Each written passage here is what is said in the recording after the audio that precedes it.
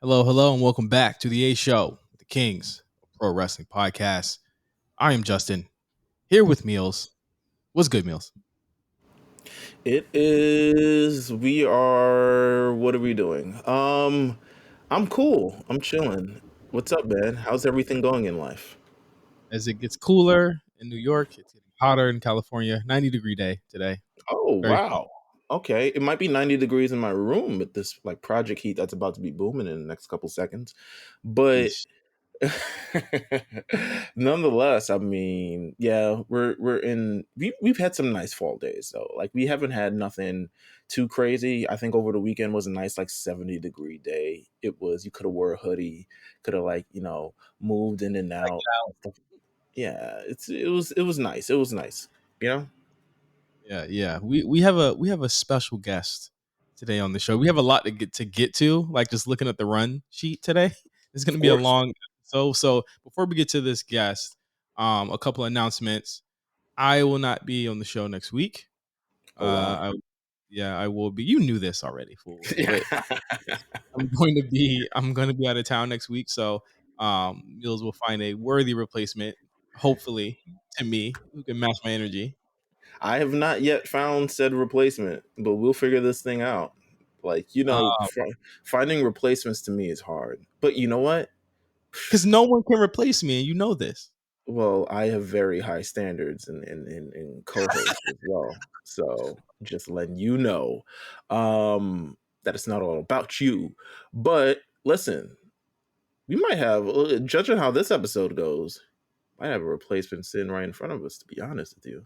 Yeah, yeah. And also, this week for anyone that is wondering, or anyone that is wondering why there's no notifications on Friday or no tweets, the War Report is actually going to be on a 1 week hiatus this week. Cyrus and Quan taking a week off, recharging their batteries, so to speak. It's been a very busy couple months for them. We're literally conducting a study of the effects of AEW on the human body, and they are not holding up well in week 73. So guess what? We're giving them a week off. And it's interesting. I love the War Report. I love everything that they're doing. They deserve a week off. Yes, absolutely. Let's give them a couple days off. And shout out to them. We're going to be predicting Halloween Havoc for them. So if you missed their predictions, you'll get it from Meals and myself this week, and our special guest. And this is 10 months in the making. This is probably the longest layover that we've had from a Royal Rumble pool winner to now. Like, he is Until the next one, to be honest with you. until the next one happens. But he is a member of our Patreon, a very, very, very like important and valuable member of our family. He's been around for quite some time on our Discord as well. The winner of the men's Royal Rumble pool, Duggar. What's going on? What's going on? I ain't gonna lie. I had to contain my laughter when I found out that War Report was on a break due to the distress that AEW. And I understand. I mean, if they extend that more than a week, I would understand because it's tough times is happening over there. But I am happy to be here. Yeah, this took a minute, but I think it's fitting that when Brock wins, you never know when he's actually going to show up. So I think this aligns with that. But hello, fellas, how are we? We're good. I mean, this is a long time in the making. You are, again, like I said, a valued member of the community, especially on Wednesday nights when you try and give people alternatives than watching AEW Dynamite. Hey, man, they don't need to watch that. If you're listening and you tomorrow, tomorrow is another chance for you to not watch AEW. 8 p.m. Lifetime channel, Mavs. You probably got about 2 weeks left. Decision day's on the way. However you may feel, if you feel like you don't want to watch Brian Danielson lose again, you can go watch Justin and Alexis fight over a dog. It's a lot better. It's a lot better Hey, content. I've actually fallen off of Married at First Sight this season. Everyone annoys me. Um, I'll tune in for Decision Day. I actually follow the spoiler page, so like I know about a lot of the stuff that's happening. But like, I couldn't do it this season, man. It's too much. It What is. is the show? What is the show? Please. Married at Uh, First Sight. Come on, Yeah. come on, Mill. Married at First Sight. it's a social experiment where people sign up and do an extensive test to figure out if they could be matched up with a complete stranger, and be with them for what is it, Doug? It's like 18 weeks, 15 weeks, or something like that. And I go ahead. Yeah, I think it's like 8 weeks. I think it's like eight 8 weeks or something like that. 8 or 10 weeks. So you get married to someone you don't know, Okay, that and you have to seems do it for 8 weeks. all right. You know what? Sure, why not? Anything for money at this point. Listen, who am I to talk? I About what mean, I watch on Wednesday nights. their hit rate lately has been terrible, but there have been some very long lasting relationships that have come from the show, to be honest. Hmm. Interesting. Okay. Well, listen, Married at First Sight. Why not? Why not? I am personally on Wednesday nights. I'm watching The Challenge. It is back. Um, I'm very happy regarding my challenge fandom. It is the one thing I probably do like over professional wrestling. Which I had to realize when doing the show, to be honest with you, because I was like, the only things that would stop me from watching wrestling is the challenge, and it's back. Ride or dies. Um, Very happy. Well, listen, let me ask you this. Let me ask you this, Justin, and Yeah. possibly Duggar as well. If you, well, I guess this is easy for you, Justin. It might be easy for you too, Duggar. I was gonna say, if you had to pick a ride or die to go on this show with, who would you pick? A ride or die to go. See, I was gonna be like, oh, I'll pick Cyrus, but I was like, this fool, he basically he might as well have been born with his insides on his outsides. He is always hurt. I love you, Cyrus, but I think my ride or die out of like RNC or just out of just in general, Just in life, you don't got to do RNC. my ride or die. That's not your wife or your significant others, because that's what I was gonna I say. wouldn't. Oh, trust me, I'm not picking her. Oh Okay, shit! physicality, get out of here. Absolutely not. She's not doing it. Who would be my ride or die? What are we doing on this? Are we doing the same types of challenges Of that course, you're doing all the. We're hanging off of stuff. We're flying off of buildings. We're jumping into large bodies of water. We're doing all of it on Ride or Dies. The doing the experience, puzzles and all that? God living in the house with other, extremely attractive strangers. Yes, all of it. damn. I think my ride or die. I would pick Jamal. I pick Jamal. Huh. Okay, I could see that. I would I pick could see Jamal. that. I think Jamal could. I don't know what his math is like. I think we would probably fuck up math, but I think that we'd be. I think we'd be. I think that we would be good on some of the physical challenges. I think I can push myself hard to on the Okay. challenge. What about you, Duggar? Who you ride or die? Or you have any concept of the show at all, or have you watched the challenge at all? I've watched the challenge before. It's been a minute since I watched the challenge, but like I remember Okay. the days when it was just like real world. Is it still real world versus road rules? No, No, it isn't. they dropped No. that. All right. They, Yeah. they dropped that branding like they dropped that branding like a decade ago. I think. Like Wow. maybe yeah, even close to like yeah, very much so. Definitely over a decade for sure. But your ride or die is essentially someone like a partner that you absolutely trust, that you would expose on reality TV for whatever reason, um, but also compete in challenges with as they do on the show. So who would you bring? Ooh, yeah, I'm definitely not bringing my lady. Even though she's got athletic background because she ran track in high school and played golf, so that might come in handy. But I think I'm gonna go with one of my childhood best friends, Christian. I think I can rely on him, and we'll get it done. Okay, I'm going with Carlos. I don't know why. I'm going. I feel like it would be a great time. I feel like I would Carlos just would just laugh. be he would just be busting jokes the whole time, bro. He would be. I feel like he's sneakily athletic, but also he smokes a lot. So I'm not sure how his lungs last. Actually, probably pretty long now at this point. But I would choose Carlos. I think we Gotta would have. love. I gotta love that we did not choose our significant others, Duggar. That's just great. Yeah, I know she's gonna hear this too, so that'll be fantastic. But shout outs to her, and I gave her encouragement. She's got a former athleticism, But yeah, I don't know. Exposing the exposing part, that's not going to work well after the show's over. So it's a business decision.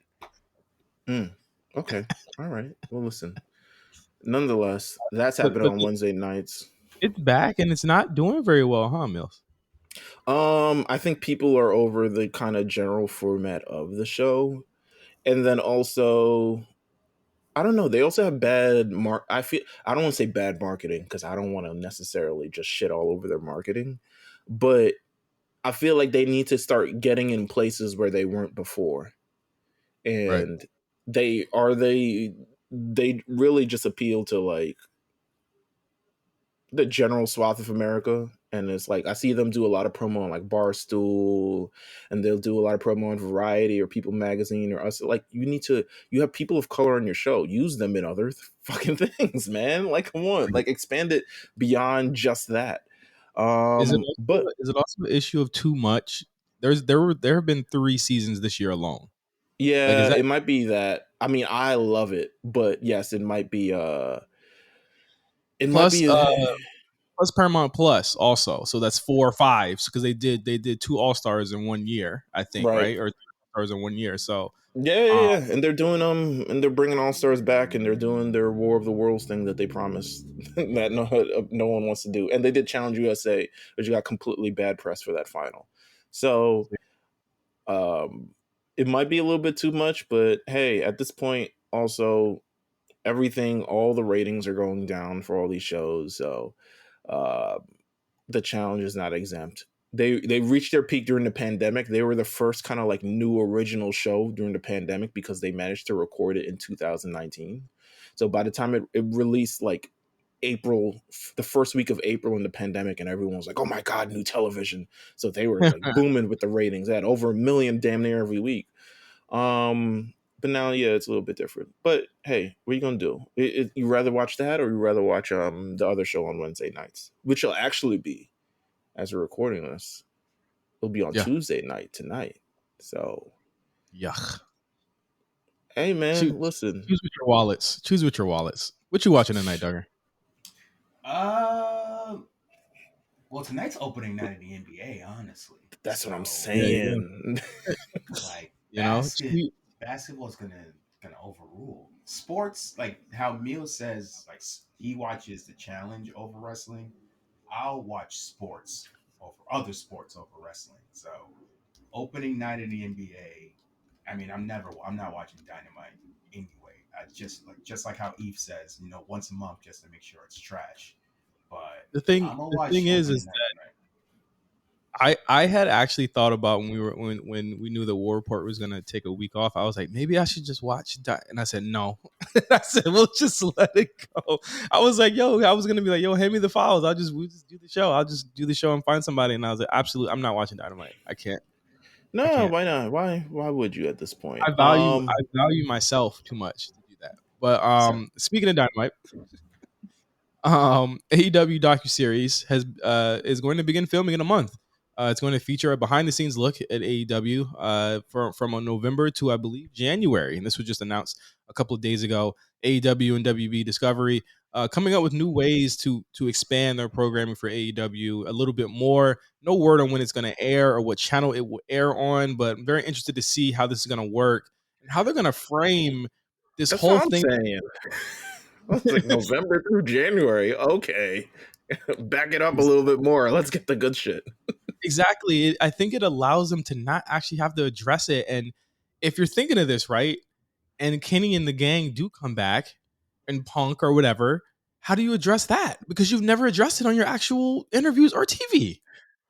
And how do you make Tony Khan a character on a television show that people would want to watch, or making these? Do you really want to see the madness of what goes on behind the closed doors? Do you really want to see this? I feel like just in general, I mean, I'm fascinated. I like docuseries, but it's got to be good, and it's got to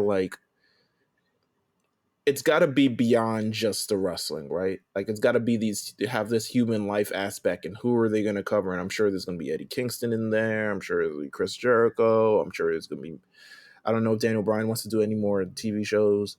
Um, maybe Renee Paquette. We'll talk about it a little bit, but um, it's got to be interesting. It's got to address the elephant in the room, and it's got to see how AEW is kind of like rolling through the punches with this, in my opinion, if you're going to actually do a docuseries. What do you think, Duggar? I got no idea what can make people want to watch this. Zero. Like, is this just like a holdover because there's no what's the YouTube show that the Elite were doing? Oh, being the elite. Yeah, Yeah, being are they just trying to fill that gap? Like, what are we gonna see? Maybe we'll see Jade because apparently she doesn't show up on TBS anyway.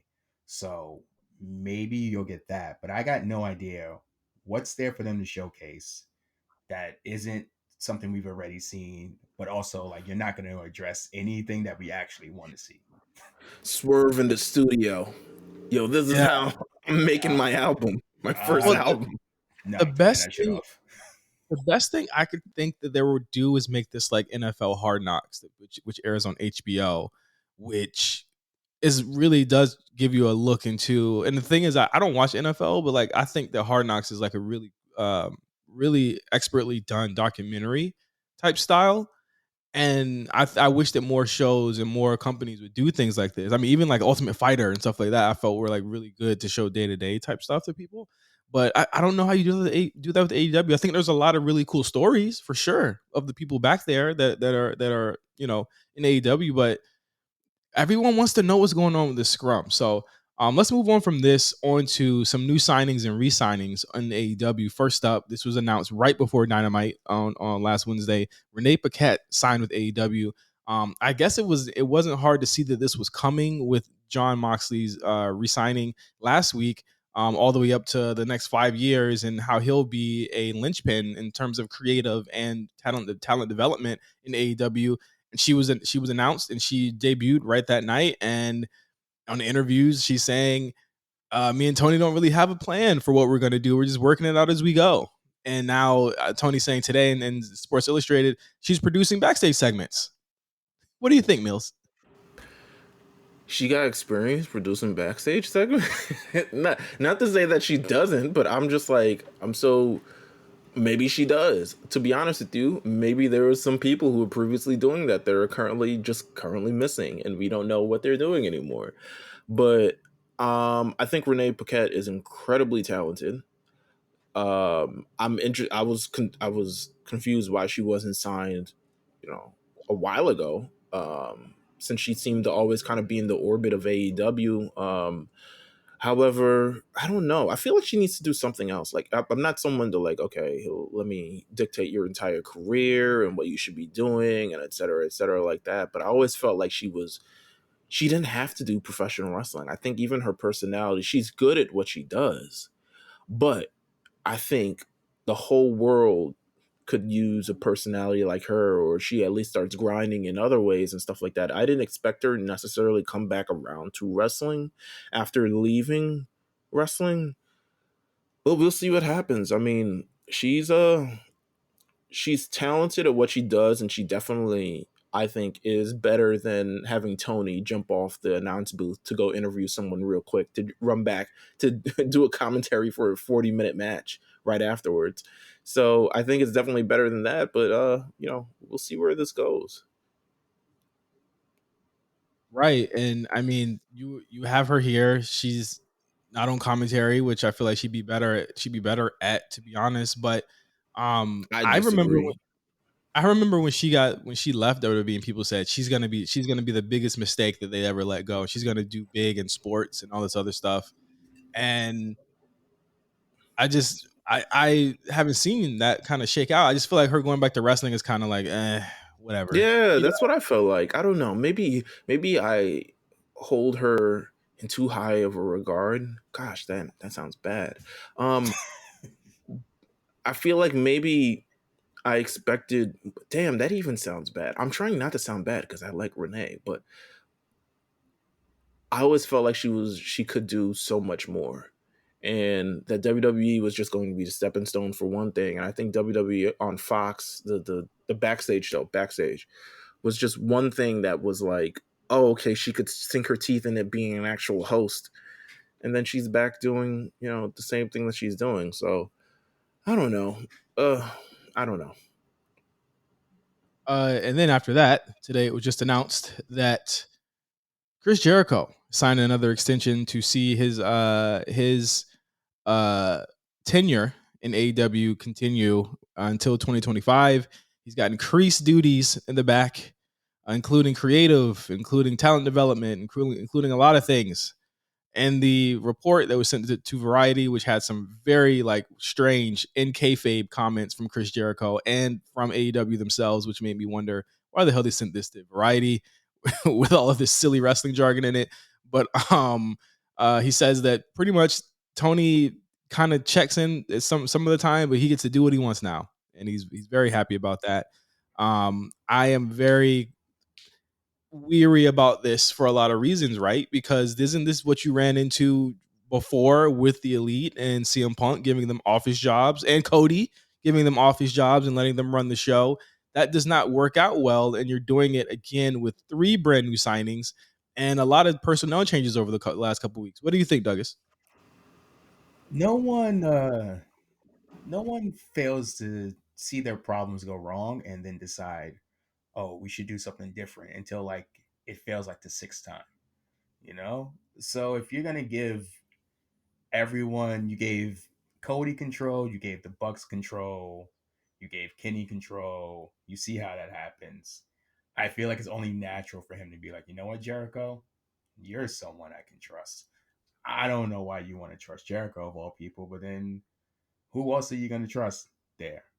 I'm kind of surprised that like Danielson doesn't have anything going on there, like backstage Right. wise, unless he don't want to be involved. But I mean, if you're gonna sink or swim with Jericho, shit, you made that bed lying it. I don't know what Danielson wants to do anymore. I mean, we are a week removed from Danielson losing another world title match against Chris Jericho. What do you think of that, Mills? I think, well, just backing up to the signing itself, I would say if anyone out of Kenny and the Bucks, I think Chris Jericho has kind of way more active experience. That's the big pro I see out of this, as opposed to like doing something like with Kenny and Young Bucks, because Chris Jericho has that big time WWE experience. He's traveled worldwide. He's seen a lot of things. He's helped produce a lot of things. He has an actual resume of things that have worked and people know him. So, and I think he has in terms of reinventing his character and being able to deliver, exciting new stuff. I think he managed to have done that and has managed to stick it out. So I think he is, in terms of like, okay, backstage stuff and producing and advising and with creative and stuff, I think he's way more qualified than the contemporaries who we have no idea where they are currently. But the ROH title thing, I don't think it's a bad idea for him to have the ROH title. I just think my only thing is, and I put out a tweet last week and it got a lot of traction stuff. I feel like with Bryan Danielson losing all of these world title opportunities, yeah, he may not want it, but I feel like there's a better way to utilize him that would be beneficial for other people on the show, as opposed to him losing to Chris Jericho. You know what I'm saying? Like, I feel like there's better ways we can use him. I mean, I'm sure this is spinning off into the Daniel Garcia thing, but I think there are way better ways how to use him on the show than just have him lose to Chris Jericho over and over and over again. Right. Um. So Jericho's back for a while. He'll be able to do whatever he wants, and everyone knows when you're in a storyline with Jericho, you end up having less traction than Jericho does at the end of it. And Daniel Bryan seems to be another victim of this, and we get another 3 years of this in AEW. So who knows what's going to happen? But I know Jericho was waiting, biding his time for the Elite to fuck up so he could get this opportunity. Is there a world where the Elite can come back in their same roles with these new roles that were given to Moxley and Jericho? Is this kind of like a soft reboot of the company where we're saying, okay, this is where we're going without the Elite at this point? Hmm. Go off, Duggar.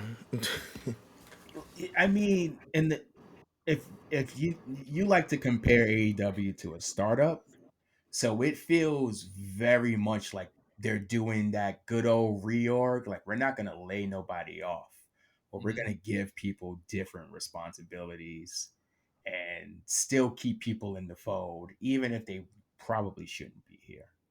Right, Uh, right. so I think you can still bring them back. I really think Punk's the only one that can't come back. I think if you can bring back the elites. I think that crowd, they'll miss them, and as soon as they come back, they'll go crazy. They'll still have their backstage roles because I think genuinely, from everything it sounded like everyone kind of sided with them and didn't side with Punk and his shit. So as long as it's Punk that doesn't come back, I feel like everyone will be good.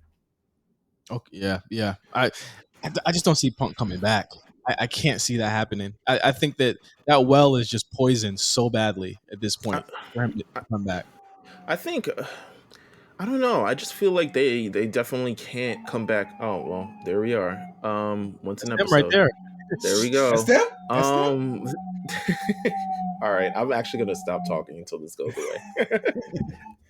You know, while you do that, it's funny you mentioned Justin that Jericho gets his thing and then everyone like kind of goes away at that point. And it just hit me like Claudio lost that title. What has he been doing since then? Come on. All right. They said it was a game. They said it was game changing. They called me a weirdo. They called me a sicko, and I said no. They overpaid for this man. Just to be clear, all right, since it's moved away, to be clear, kind of what I wanted to say, I don't think any of them should be in charge. I don't even think Tony Khan should be in charge. I think Tony Khan should definitely have the keys to the castle and overall executive decision on everything that goes, forward. But I think, to be honest with you, with him being the head of creative, him, doing all these other things, it is just kind of he has the one thing I said this a couple of weeks ago and I still stand for it. Is one thing that Plus said is like this man essentially had in 2017, outside of the difference between the amount of money that we have, has essentially the same credentials to run a wrestling company as we do. Someone who's just highly invested into the sport and highly invested into it and wants to make different decisions, but necessarily may not be qualified because they don't have that actual experience within the field. And I feel like it's constantly showing week by week with AEW that this man doesn't necessarily have that experience, but you can go out and you can find that experience. You can go out and find people who have experience in television. You can go out and find people who have experience in wrestling. I think Chris Jericho, once again, a big, part of that. Okay, has this experience in wrestling, but why not reach out to other people who have experience in TV, who have experience in, to basically handle the responsibilities as opposed to like delegating these like tiny little things like, oh, he's going to have a little bit more input in creative. I'm like, yeah, but you realize that he's like wrestling full time. And we've seen this before. It's so many times in the past of people who it's a conflict of interest, especially when you let a lot of the prisoners run the asylum and it's a very loose kind of format. We've seen this in the past of people who have creative control and people who have, want to do right by these guys and maybe they don't see it for these guys. And it's a big conflict of interest and it caused more division backstage. And again, these are the same mistakes the WCW made a very, very long time ago that we're seeing replicated. And do I think that Chris Jericho will be to the extent of what Kevin Nash was, where he was a full-on booker? No. But I think it's a major conflict of interest that he Hey, is Mills. what? Famous last words. What you just said right there. Remember Was his. Remember he said that because we always write on this show. Okay. Remember he said that Chris Jericho not about to be a booker. Remember that. Remember that. What title is he holding right now? I mean, the ROH title? What show you think he about to be booking? What show you think they? Why you think they gave him an extension? What show you think he about to be booking if they get a weekly? The ROH show that's apparently coming, like that's not coming. No way. Mills, Oof. that whole shit is intertwined in his thing. It has more visibility on the show than it Of ever course. has. Absolutely. when With he Chris Jericho, because when that's Chris Jericho the champion for sure. exactly. And not even just him, the other parts of or like Prince Nana came back, and I said, "What the fuck is he on this show?" Nobody knows who this guy is anymore. This is for people that are like my age. Like, come on, man. Anyway, Listen, yeah, let's get off. we'll see. We have more AEW talk because apparently now they have all the news going on right now. Um, listen, man, Ariel Helwani, I gotta clap for him, man. Because my thing is this: he's taking it to wrestling media, wrestling journalists who don't know how to really do this shit, who go to these scrums and they kiss ass and kiss the ring and kiss the feet, whatever you want to say. And he, he put out that the Tony Khan interview that he did 2 weeks ago was not enjoyable for him. And why it wasn't enjoyable for him was obviously, as we already know, that Tony wouldn't answer any questions. People were upset. They kept bringing up a fucking legal issue that we have no clue is even true. If it was a legal issue, we would. What's a pre-lawsuit? What, like, say it. You're allowed to say this is a legal matter. I can't speak on it. He can say that, and he can also say how he feels about something. So Ariel Helwani actually went on the Wrestling Observer, a podcast that's on their network, shit on Alvarez for about 30 minutes and talked about why he didn't enjoy it and, brought up facts about he did a voiceover for Extreme Rules. He did it for free. He's done content with WWE. He's talked about what he talked about with Triple H. They keep bringing up this thing, Meals, where they're like, well, why didn't you bring up Vince? It's not well, his explanation was It's not comparable. He's right. yeah, It's not yeah. comparable at all. In terms of like these are things that clearly this man can speak about how he feels about it. Whereas even with Triple H, like he could ask him, but he's gonna get the same dance around thing that he gets, essentially from Tony Khan. But I think it's not comparable the situation of something that's like ongoing that happened under his watch that he can actually comment on as opposed to something that has nothing really to do with Triple H. By extension, Triple H now is the head of creative at a company, but the situation he hasn't been involved in at all. Whereas you can tell from the media scrum thing, this was a situation that directly involves Tony Khan because he is the one who has made the decisions not only to suspend the people who are there, but maybe if there is some lawsuit that people are making up, that he's engaged with this as well. But he can say how he feels, and he just chose not to. And I think it made for well, I didn't watch the interview, but apparently it made for a bad interview. It's the first 30 minutes he's asking questions, and the last 30 minutes he's going along with the PR that Tony wanted to do on the show, where he wanted to just talk about how great he was. That's literally all the interview was. Yuck. It feels like red flags. It feels like major red flags, in my opinion, especially if you can't be as transparent that you want to be, as transparent as you want to be, even though we built this company on being essentially transparent with how you handle things. They And have not been transparent about anything ever. Ever. They have never been transparent about anything. They still don't even talk about Cody leaving. It's especially with the NBA starting tonight, I never forget that day where people tried to like say that like certain, I'm gonna put quotations on them being wrestling journalists, but like trying to compare them to like Shams and Woj, and I was like, that's way too disrespectful to be putting that comparison out. But like you notice in sports that like you can check baseball, you can definitely check like the NFL and most recently the NBA, like the commissioners get checked. Like journalists got no problem questioning them when they make certain decisions or like, hey, did you act on this? Like that Phoenix Suns stuff that happened a month back and Adam Silver put out this whole statement. People are like, you are definitely bullshitting and lying through your teeth about this. And they asked him like straight up front, like he had a press conference. It wasn't even going on the podcast. So like if you're gonna be the owner and be the face, you need to handle that. Like you want to compare yourself to Vince. Like when Austin walked out, Vince did a whole documentary on it. It's on Peacock.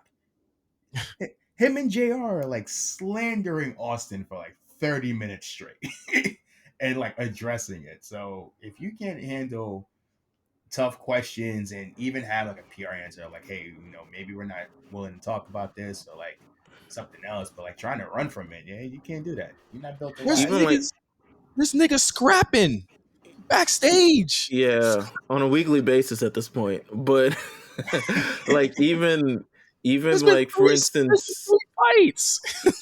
even on, and granted it's on their own network, even when Austin have the podcast with Vince McMahon on and Triple H on, he asked them about the CM Punk situation, which they largely kept mum on, but they definitely expressed how they necessarily feel about what went on there, and he won't even do that there. So it's like, it made for a bad interview. Obviously, people jumped in his mentions because they felt like you weren't keeping it the same energy.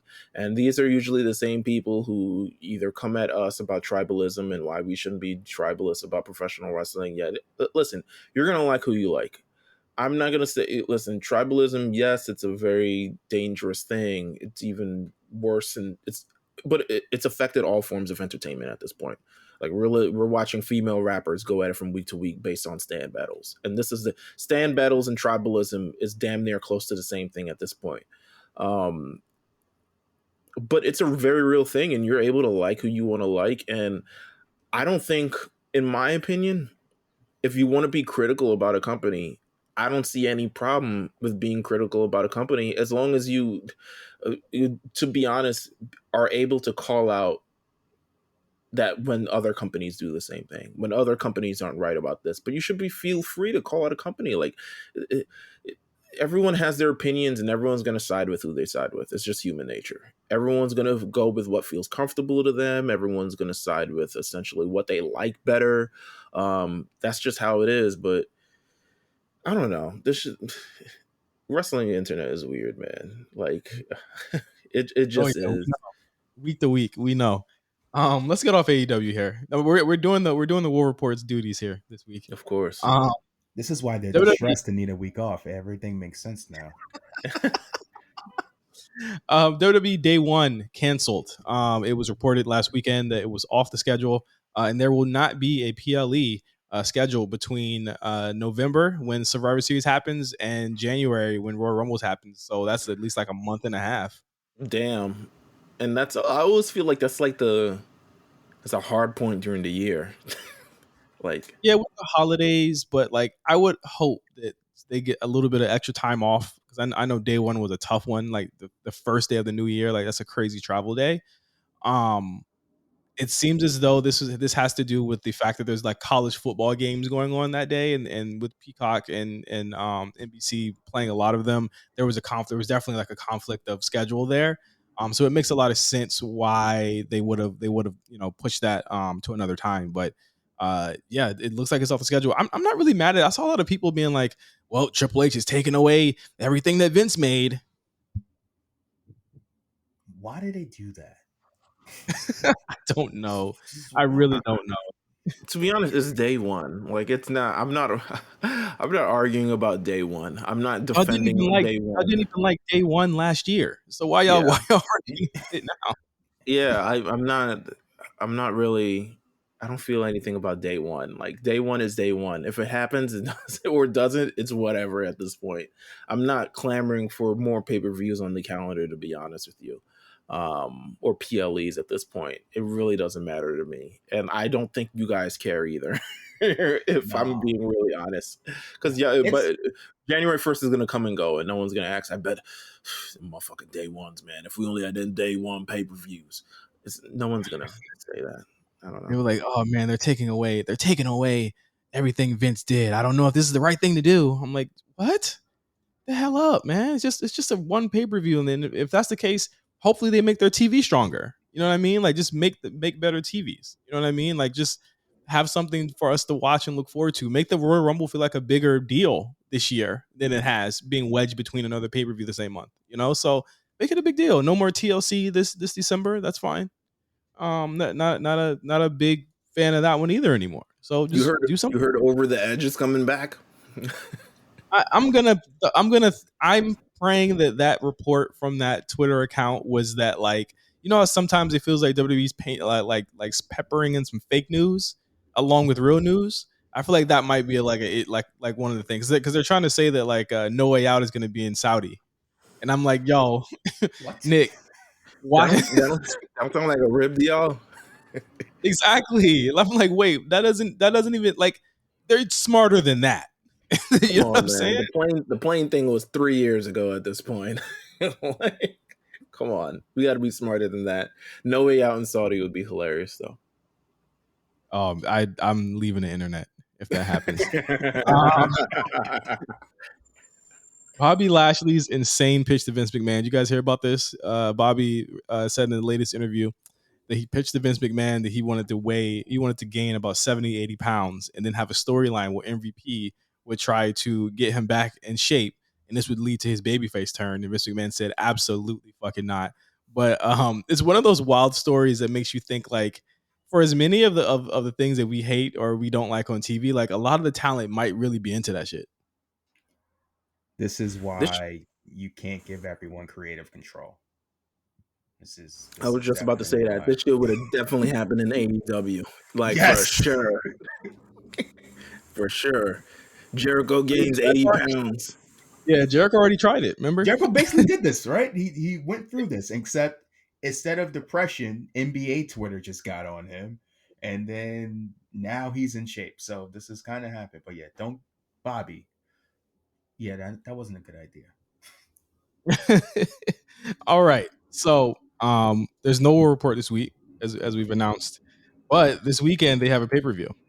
And it is Halloween Havoc emanating from they need to leave the PC. And I know Shawn Michaels has said that it is absolutely a plan that they're making right now, but this needs to be the last pay-per-view that they do in Orlando for the foreseeable future.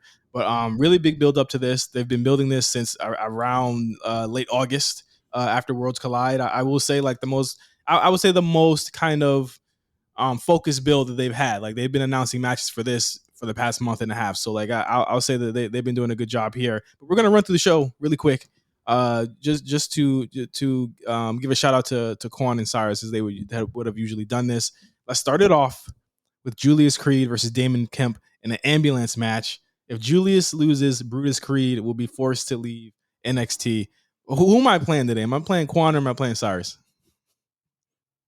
You're playing both because I haven't really watched NXT like that. But I'm gonna weigh in anyway. An ambulance match seems very extreme. Like I was like, whoa, okay. Well, I mean, he Um, put Roderick Strong in one, so makes sense. and Roderick Strong also a character in his own right. Clearly has not left the asylum as of yet. I wonder how his deal is going. I wonder how many extensions he's signing because he's clearly still where he's at, for a I, reason. I feel like he's out of there when he gets healthy. I think the whole crew is out of there. I feel like I mean it looks like it's going to be like gang warfare on the main roster. All these damn stables that are popping up. Why not another one? Add another one to the party. This has been a very kind of contentious thing. I feel as though it was supposed to be Roderick, but he got injured, and they switched course to Damon Kemp, which to me is probably the better choice. I just don't feel like that Roderick Strong character had a lot of heat going to it, and if it ended up being him that was doing all of the shady shit behind the scenes, I wouldn't have really been as excited or interested as I would have been in Damon Kemp, who so sorely needed a character, right? He needed to have something, he needed to have some heat, and I think they've been doing a pretty good job with him. I enjoyed some of the vignettes he's been doing. He sounds like one of those like, "Mom, I hate my mom" type dudes, You know and what he reminds me of? Say, remember the Mega Man cartoon? oh, the Guts Man. Yeah, that's what he reminds me of. I'm like, yo, you're very much so Gutsman because you're kind of like, Julius Creed is like the all. Well, I don't even know if he's Gutsman. He's the guy with the fucking cape. Um, oh, he's kind of like Gutsman too. Shit. All right, he's kind of like both of them. Either way, Mega Man antagonist. Um, but that's what he reminds me of. He doesn't even remind me of like a last villain or that we take it seriously as a villain. He just kind of reminds me of this like jealous, you know, um, upperclassman who doesn't like Julius Creed is getting all the attention, and so if Julius Creed loses, Brutus Creed will have to leave NXT. And I'm like, what a wild. Because on one hand, you have to like consider it, right? Am I right?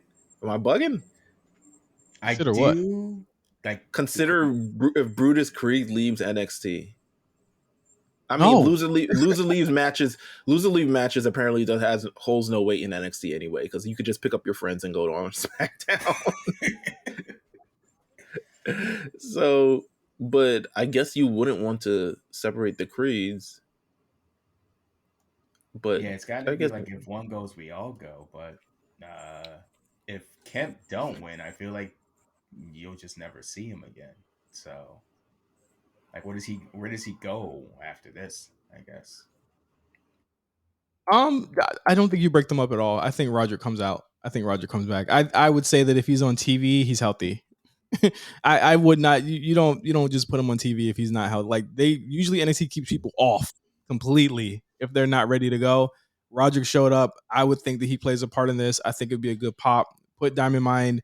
I would say you do this and then you just kind of let the Diamond Mine stuff end. It's time for the Creeds to have their own identity. It's time for Ivy now to have her own identity. It's time for Roger Strong to leave. And I think that's really where they should go with this.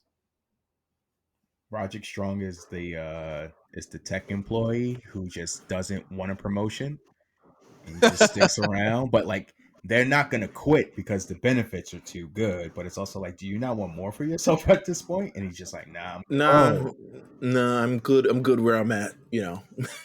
Like they pay Super me more. super senior type shit. We have another spin the wheel, make the deal match. I didn't even realize this was a spin the wheel, make the deal match, but I think it got announced a couple of days ago. Apollo Crews versus Grayson Waller.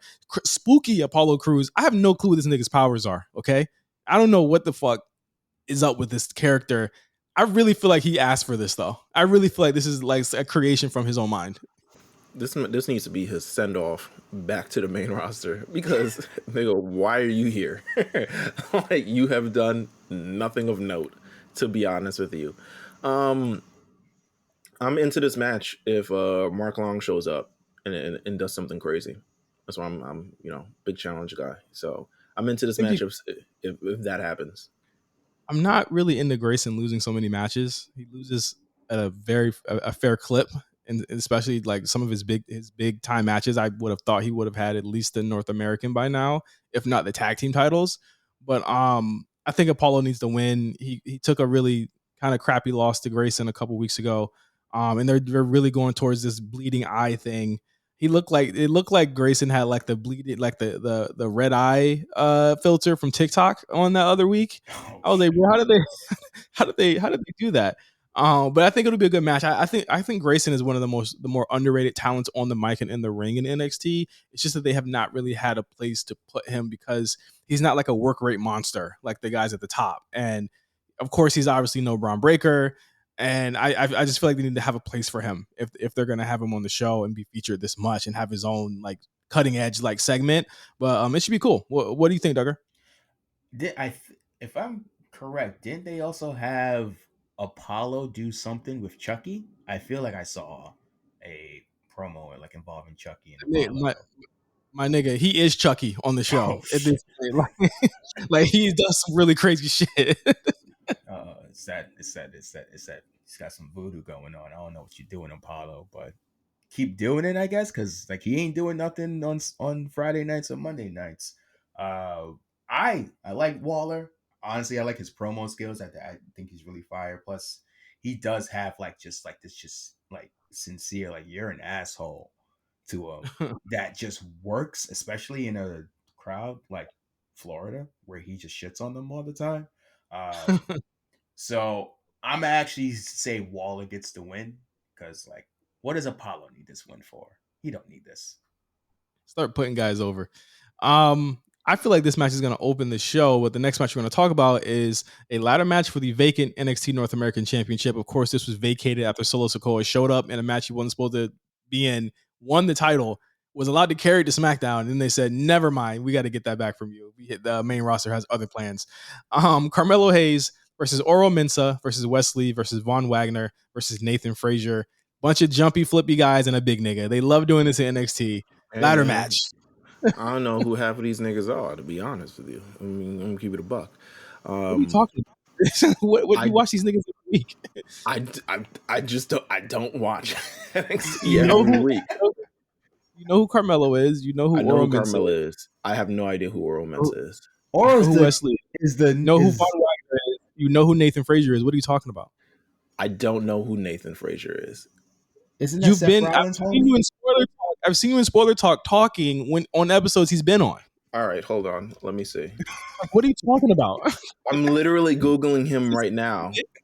Is this a bit? No, I have no idea who Nathan Frazier is. Oh, okay. All right. It's that guy. Um, I don't really know a lot of these people or what they've been doing over the last number of months, to be honest with you. So I don't know the trajectory of most of these people. Um, I will say Carmelo Hayes is like, to me, hands and feet above a lot of these guys in terms No of way. actual star power. But it's time to go with someone else for the NXT North American Championship. I think Like it it, would be a. I think it would be a big disservice to give it back to a heel at this point. I've really been on the Von Wagner should have a title thing because I feel like he is like the best heel you could go with to have this title. I feel really strongly that that is what they're going to do. But if they don't, you just gave Nathan Frazier like at least an hour of your airtime spread out over the last month doing a best of three with Axiom. So to me, he seems like the next best thing to do so. It seems like they have a lot of faith in him. I just don't think that Wesley as a singles is like he's not there for me right now. And without Nash Carter, I think they just need to figure something out with that situation. I don't really know. We don't, they need to figure something out with that. Oral Mensah's new. I mean, him and Carmelo seem to have a clear cut feud coming out of this, and I think that would be the best direction for him to get Oral over.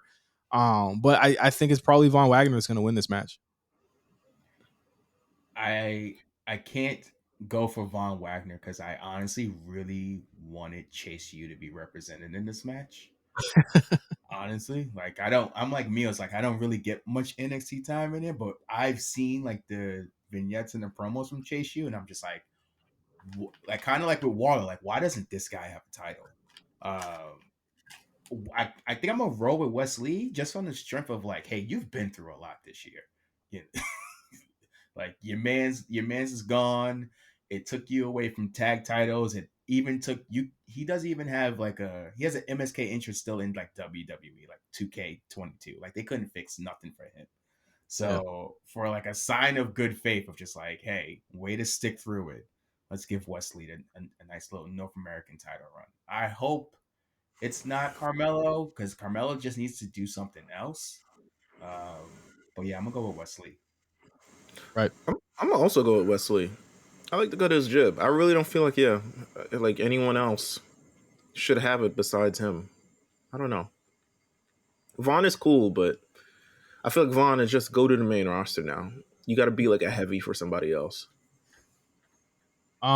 Next up, Mandy Rose versus Alba Fire for the NXT Women's Championship.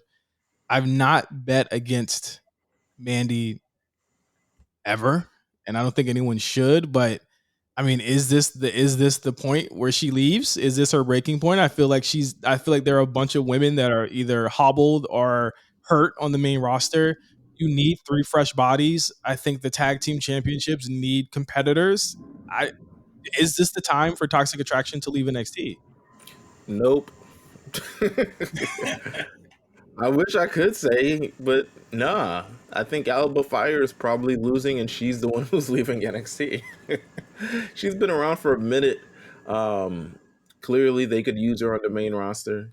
Uh, she's got her. She's perfected the look. She's perfected the entrance. She's perfected all the fire stuff. Let her go, Mandy. You can really kind of still play around with, and I think there's another match on this card with one of the competitors who I could see as a future NXT Women's Champion. But yeah, I think Mandy. It's still Mandy time for sure. I really want to know, like years down the road, how we got here, where Mandy Rose became the person that they saw and was like, "You're untouchable for the next year." Like I It really was want to know always how that that case, happened. to be honest with you. I've always felt like they were very high on Mandy Rose, even when Mandy Rose wasn't high to begin with. But I always felt like they were very high on Mandy Rose, and by virtue of bringing her down to NXT and giving her this reign, just show continues to show how high they were always on her. Right. Um, I do kind of feel like how I mean like I feel like whoever does lose, it's main roster time. Like there's unless Alba's going to Europe in January when that I think that kicks off in January. Yeah, that ain't NXT happening. Europe. They have wanted Alba on the main roster for a long, long time. It's just a matter of how she's gonna get there. Hmm. I'm gonna say Mandy keeps the title. Okay. Okay. Cool. After that, I really feel like this match isn't gonna main event. But so I'm gonna talk about it now. But Braun Breaker versus Ilya Dragunov versus JD McDonough. I feel like it's not gonna main event. There's been like not as much hype for this as there has been for Roxanne versus Cora. Yeah, They've done Roxanne versus Cora a really big. They've given it a big presentation here. I'll be honest. I haven't seen much of this program at all, to be honest with you. Um, yeah, I haven't seen much. I guess I don't know. I just haven't seen much. But if I had to bet on someone, it's probably gonna be Braun because he sticks out like a sore thumb. I really don't think Braun is losing until like Mania next year. Like, Yeah, I mean I question putting JD back here instead of Tyler Bate. I think this is a great coming out party for Ilya Dragunov. I just don't think he comes back and gets the title straight up. I really think I would much rather had seen a one-on-one Braun Breaker versus Ilya match, but I understand that they don't want to beat him either. So it seems like Shawn the only Michaels guy. must love JD. No, I mean that I mean him and Ilya, those are his guys on Right. NXT. Hey, those are his guys. So like the thing is that I feel like JD can take the loss. Ilya was barely beaten before he left. I think that will continue here. Um, but I just wonder where Braun goes from here if he doesn't lose the title. You know what I mean? Like it's just like there aren't very many options for him to go unless you're going to do Carmelo versus Braun Breaker finally, and we have that match, which I think they should be working towards for 2023 if that's going to be the case. I also have Braun Breaker winning. What about you, Duggar? I am. I'm on the fence. I'm kind of like you. If Braun does win, then I think me picking Wesley is also like, all right, it's time to do Mello versus Braun.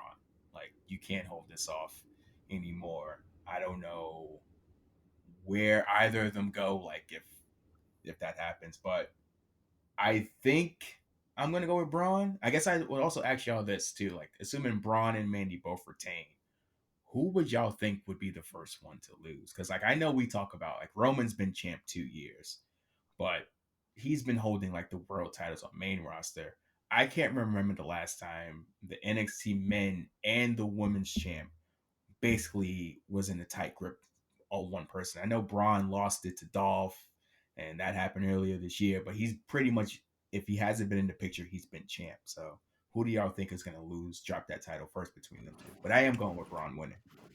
They're gonna lose it the same night.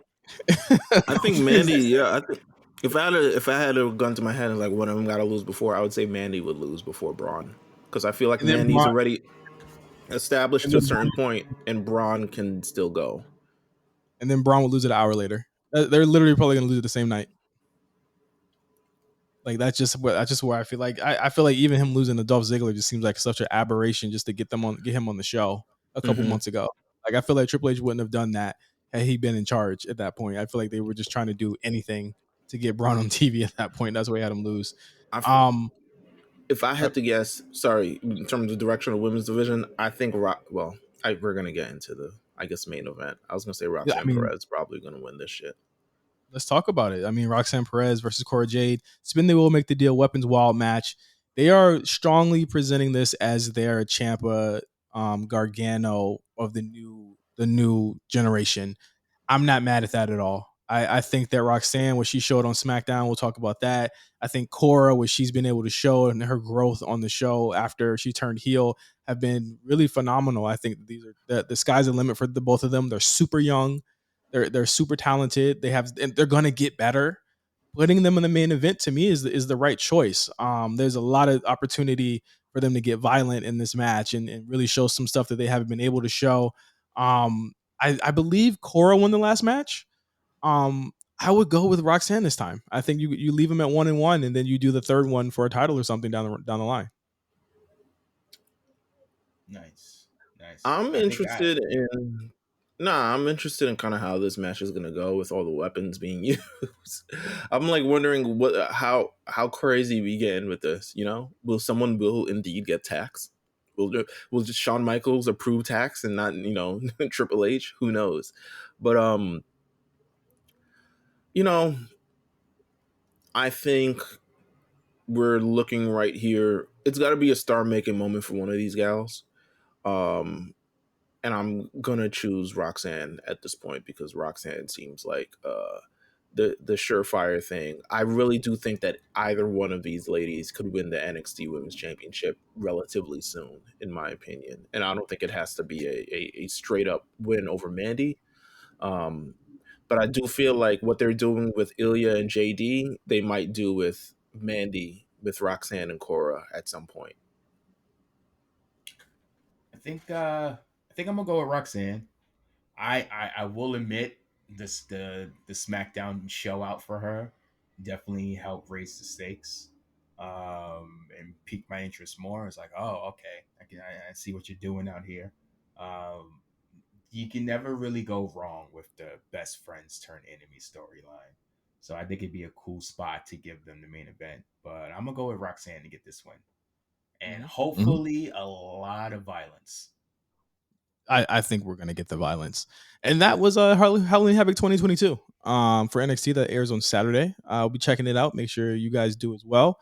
Let's move on to SmackDown. I mean, the biggest thing to talk about on SmackDown is Bray Wyatt's return. He was announced on that week, and then we waited all night for it. They gave him a full 10 minutes to do his thing. Actually, more than 10 minutes. They gave him a full, damn near a whole segment to do his thing at the end of the show. He comes out, he cuts a promo that I thought was, to me, in my opinion, like one of the most surreal, kind of really awesome promos that I've seen this year in 2022. Talks about how he is his the personality, or the person or the character that he wanted to show us this whole time, and that was a real character. And obviously, we're thinking that it's a shoot, and it ends up being part of the storyline, and it ends with something really interesting. So, what do you guys think about the return of Bray Wyatt? The music, I don't know how he keeps doing it. I don't know how between him and Seth, of like whatever gimmick they're in, the music never fails. Although it did sound a bit weird, but like once it kept going, I was like, oh, he's got another banger here. Thought the promo was really, really good. I was not expecting that plot twist at the end for sure. I know we all have our standard worries about him, but like you cross that bridge when you get there. But it was really good to just see him back. It's kind of one of those things that like you did miss him, but you didn't realize like, okay, this is what you missed until like he appears again, you know. But I thought the promo was really fantastic. I'm excited to see where this goes. I'm worried about from like when they had the Fiend. It felt like the Fiend was on TV too much. Like it felt like every week for months there was something with him, and I feel like Bray can be something where it's more spaced out, like similar to Roman. Like Roman doesn't need to be on SmackDown every week, and I feel like Bray doesn't need to either. But I'm excited to see this. Um, I'm very, very pleasantly pleased, to be honest with you. As someone who's still somewhat of a doubter of Bray Wyatt in this situation, I think this moment was kind of undeniable for him. I think this moment kind of generally showed how popular he is in the ethos of WWE, how much he was wanted, how much he was missed, and how much he looks like he appreciates to be back. I think they were doing an incredible story bit, but it seems like his past is trying to pretty much catch up with him at this point. Even though he's trying to kind of like move away from it, he's showing a lot more stripped up, Bray Wyatt, but ultimately the things that torment him in the past are trying to run away from it. And you got one look at Extreme Rules, and you got that kind of image, but then you also get like the other side on SmackDown and that kind of image, and kind of like how you're piecing or that kind of thread together. I'm interested to see where they go from here. I'm interested to see if he even feuds with anybody else at this point, because it really kind of feels like it's a solo. This man, it feels like it's a soliloquy, like it's something that he needs to figure out himself before he gets to that point. And it feels like a strong reintroduction to things which could potentially lead to, I mean, if this gets popular enough, if this moves in a strong enough direction, I think I've been saying that the Roman feud isn't coming, but if this gets to a big enough point, I could clearly see him being moving in the direction of Roman Reigns, to be honest with you. Yeah, I mean, it becomes a point where you're too popular to fail, and people are going to want to see you in that position. Not saying he has to win a title or anything like that, And he's a but face, which is welcomed in thank this God. instance. Thank God. Thank God. So, what do we think is going to happen here? So, he was interrupted by the guy in the mask. That he took the mask off, but it was actually the guy in the mask there. A lot of people are theorizing that it's going to be different versions of himself. I think the best way to keep him to where he is and not interjecting in anything else that's going on, I think the new characters that he's introducing are going to be his opponents for the next couple of months. And that would be the husky person or the fiend, the guy wearing the fiend mask. Those are going to be kind of his faces of Foley that he's going to be facing off against, and then we'll get the regular Bray Wyatt a couple months down the line after he's faced all of his demons. That I is think that's a story there. That's a story there for sure. I honestly, I don't know. I feel like it's very weird in me saying this, but if there's a way they could deal with this without actually getting in the ring, I think I would prefer that. Now that's impossible in professional wrestling to an extent, but like it feels like all these things should be like a cutscene on their own, or like exist not necessarily in its own world, but like this is something I feel like this is still part of the return process for Bray Wyatt. Like this isn't necessarily like he's not returning and like this is his opponents and stuff like that. I feel like this is still all part of the process, just as the rabbit thing was. And I don't know, maybe I'm bugging, maybe I'm like overthinking this because I'm trying to like figure out where they're actually going with this now. But I don't know. I'm intrigued. I'll say no matter what, I'm intrigued. This could be a good spot, especially because it's Bray and all that you hear about like how much he's into it like creatively. This is probably a good spot if you can somehow do cinematic matches again. This seems like this would be ideal. If it like kind of like what Mia said, like how can you keep this going without him actually having to get in the ring? The cinematic route might be the best thing for him. Like when the Red Ranger had to face the Green Ranger in that little thing, in that little dimension thing that they put him in, where he was like, no, no, Jason, you stay here and you face Tommy, and he's like trying to kick through all the smoke and shit and like all this other stuff like that and sweating.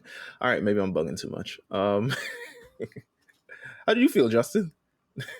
That's how I felt. I thought it was sincere. I thought that it allowed him to actually tell us how he felt about what happened the past 2 years without actually breaking character somewhat. Mm-hmm. I do feel like there was genuine emotion when he came out though, and I think that's what got me. And I think I was like, okay, I get it. And it's hard to this is something that's hard to hate on, even though people are trying to hate on it. You can't hate on this. This is one of the biggest moments of 2022, and this is a If crazy you year. hate This is on one of this, them. you're a fucking loser, bro. Yeah, like this is legitimately one of the biggest moments of the year. Like it really is. Like even if you're a hater, you know what I'm saying? I remember Cody came out and said, "Y'all excited for this nigga?" And then 5 minutes later, I was like, "All right, I see. I see what y'all niggas are saying now. Yeah, I get it." Also on SmackDown, Roxanne Perez made her SmackDown debut, facing off against Damage Control with a little bit of help from Raquel Rodriguez. I thought she looked great here. I know we touched on this a little bit during our Halloween Havoc discussion. Really, really good match. Again, if you were on the fence with Roxanne, or you didn't know who she was, this was a perfect way to debut her to the main roster audience. If I she think wins NXT, do you think she goes to SmackDown after? Or like does she even go after the NXT title? Because that's the thing I was wondering when she had the match. I was like, oh, she looks good. She could be on Friday soon. She got some time. I think that if NXT is to be a touring brand again and they want to go around, they have to have stars there. and you got to keep her there. If not for the next 6 months, and at least for the next year, she's got to win that title at least twice before she's out of there. To me, this felt like a Bailey thing. You know what I'm saying? Because we could have very well just had Damage Control versus Raquel and Shotzi, and just figure Yeah. that out. And I think they do have that. I think they have that penciled in on SmackDown this week. But I felt like this was another decision because Bailey didn't have to wrestle on SmackDown, and neither did Roxanne Perez, because Roxanne Perez is just here to pick an opponent, similar to what Cora Jade did. But I feel like this was an effort by Bailey to be like, okay, let's get her in the ring, let's get her in front of an audience, and at least build that up. So by the time we hit next week on the show, there's a lot more of a purpose towards it. And I think she does see stuff in Roxanne Perez as well. And I think a lot of people do. So she's an amazing wrestler. She's very good. I think right now, would I say she's fully ready for the main roster yet? Nah, I feel like she hasn't been through, like wrestling wise, yeah, she probably could, but I feel like she hasn't been through the fire as much yet in NXT. So I would like to see her continue that run in NXT before there's any kind of like main roster consideration. But very good debut. Yeah. And a lot of promotion for Halloween Havoc too on the main roster shows. This has been the most synergist that these three shows have ever been, and I'm really enjoying it. LA Knight, yeah, he's back. He said they gave some type of like 2 second. I don't even remember what they said about why his name was Max Dupree for the past 4 months, but they hand waved it and said he's back. I'm fine with it. He should be. Everything is how it should be now. I thought that he looked great. The fans reacted to him really well, and it seems to be that he is a tweener or a heel. It's where he should be right now. But I'm glad LA Knight's back, and I'm wondering what the next step is for him to get him away from MMM. Let's have him do some really cool stuff here. Yeah, I don't know where the fuck he's going next after this shit. Me either. I like the promo at the end, but like you said, like I don't. If that was supposed to be a heel turn, I'm just kind of like, why? Because the crowd's gonna want to say yeah when he does it. But so I hope they can still do it. But I feel like they really wanted to like. I don't. It didn't feel like they really wanted to boo him, but like you got to do what you got to do. But it was glad he's back. Tough. It was kind of tough because you knew they were going to cheer him because he was back, and he's going to get that return pop.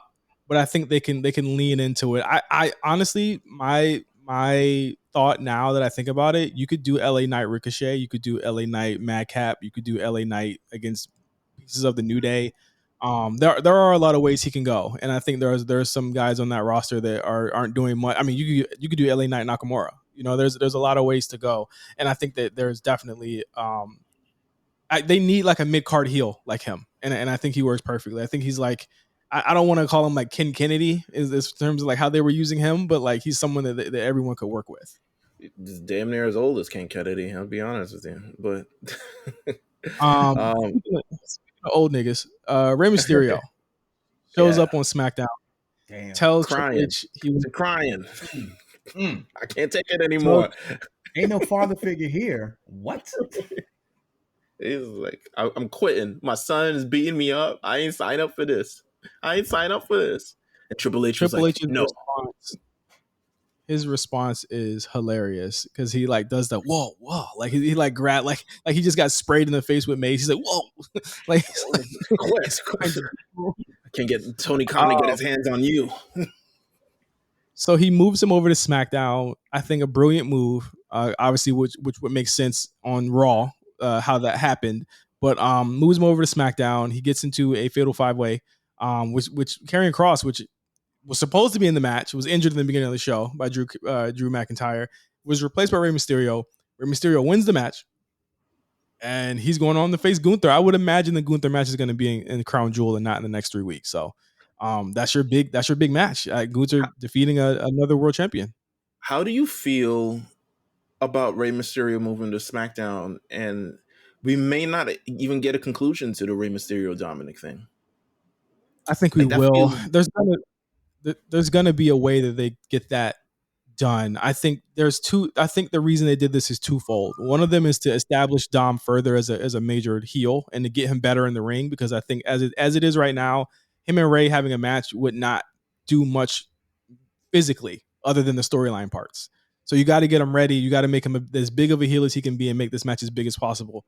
and two, to reestablish Rey Mysterio and get him some wins on his belt and let him be on SmackDown one last time. I think this was a really cool way to get him back on SmackDown. He hasn't been on this show for a while.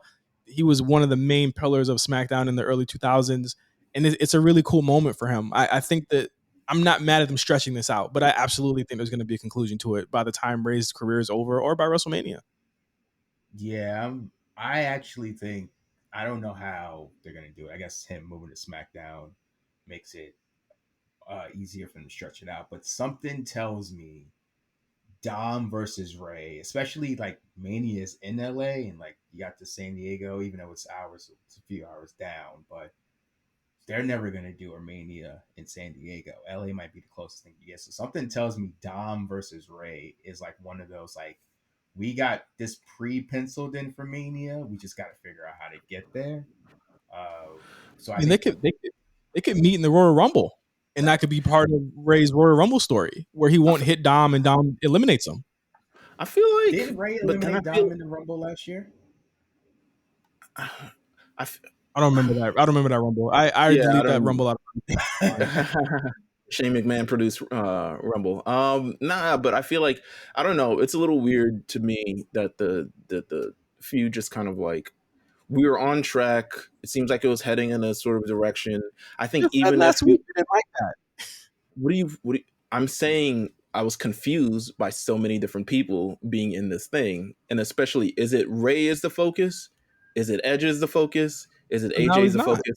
And right, so now clearly he's not. However, you had this feud between Rey Mysterio and Dominic Mysterio, not necessarily Rey Mysterio versus Finn Balor, Rey Mysterio, but it was clearly Rey Mysterio versus Dominic Mysterio.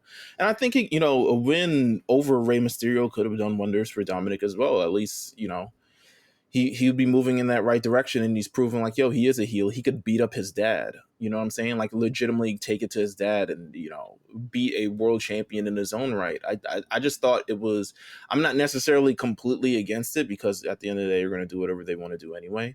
But I think them moving away from it right now to create space. I just hope they come back to it tenfold because to me, I don't see why they would not do this anymore.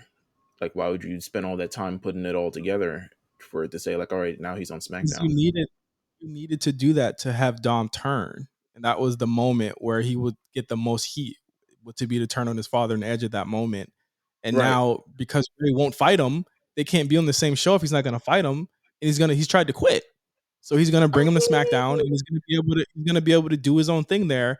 He's probably going to lose to Gunther or have a feud with Gunther, and that's going to end. And then when you turn around, we're going to be back in Rumble season where he could face his son, or his son could. Here's the thing: this is just honestly probably the second part of the story. To be honest, like the Dom thing, he still brings him up on Raw. So I mean, I don't think this is over.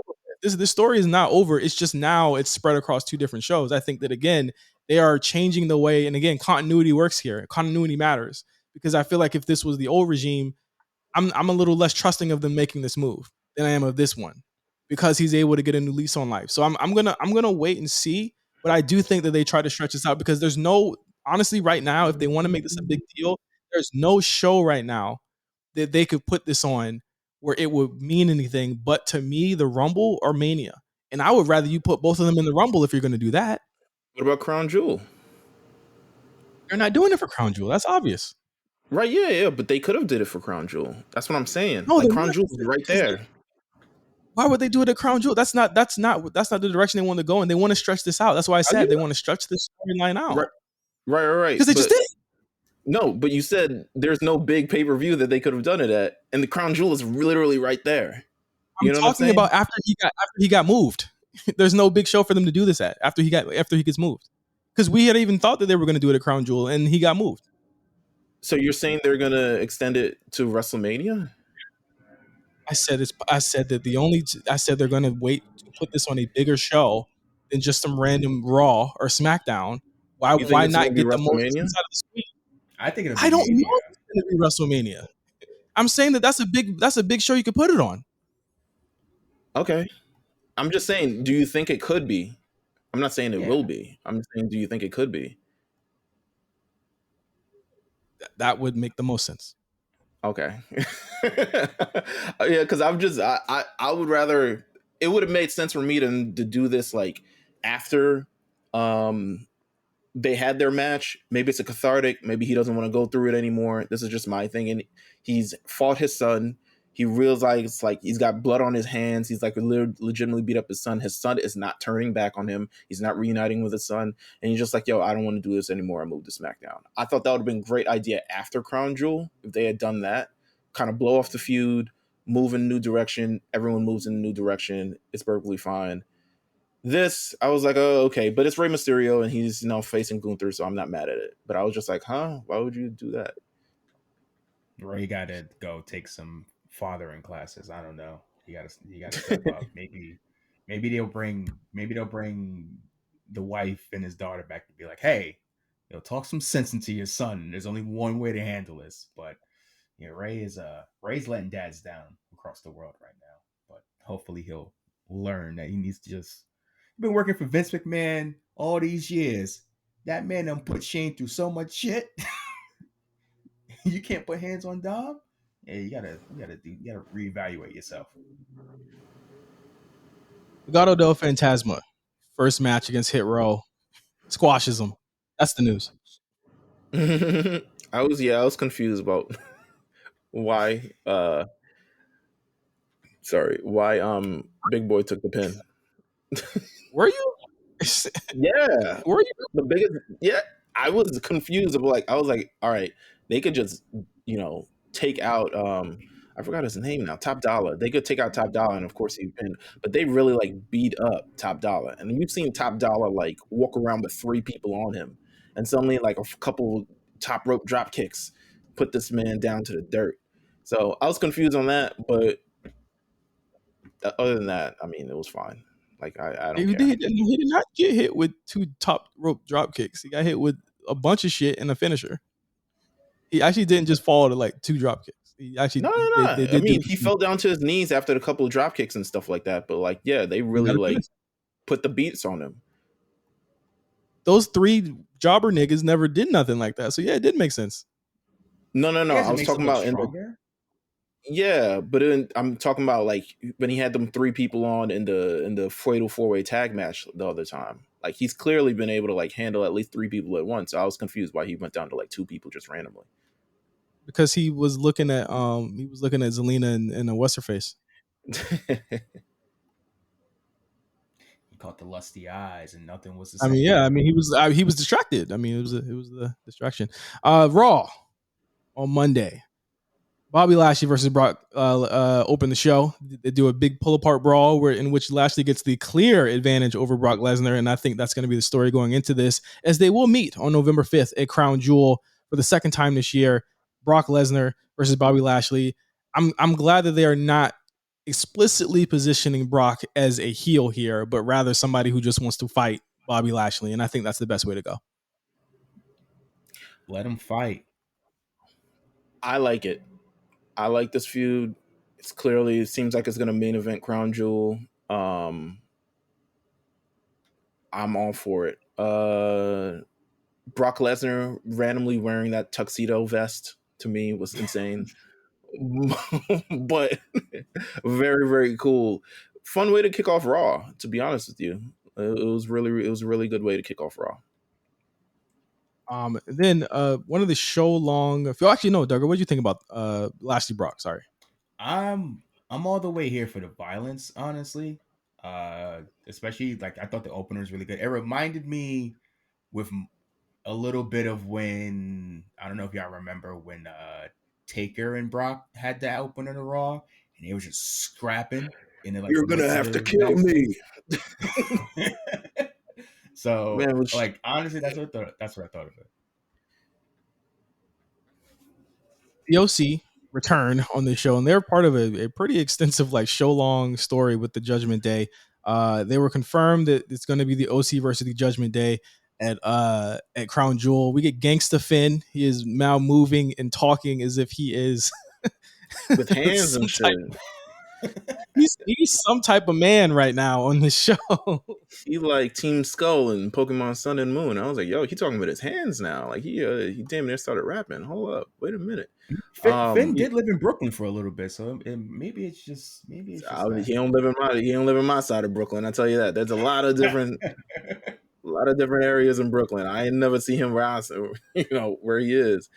But OC versus Judgment Day. Oh boy, it's gonna be fun.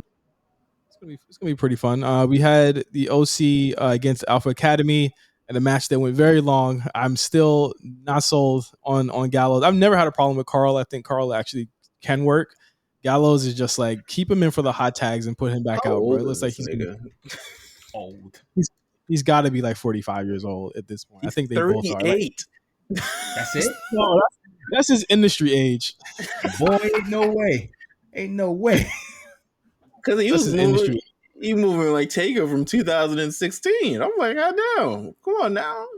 All he got is a little jab punches and there's a little open hand jabs, and he might do a big boot here and there. But I was like, I'm not impressed. Why they bring this nigga back? AJ, they said it in the show. He's never looked happier. I said, I know he ain't happy. He got his boys a bag. He said, I'm gonna come back for you, and he did. That beard is disgusting too. Ugh, I don't like that little. Very nasty.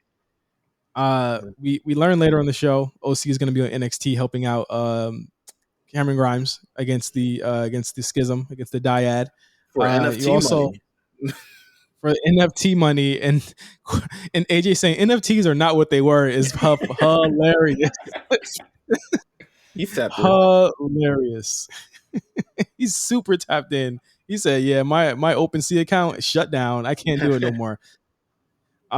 We also learned that Rhea will have her first match in nearly 6 months on NXT this week against Roxanne Perez. So I'm really excited about that. I'm very glad we kind of knew this. If you've been paying attention to how she was on NXT. Besides, maybe. Well, like wrestled on NXT or just on NXT in general? Yeah, like wrestled on NXT.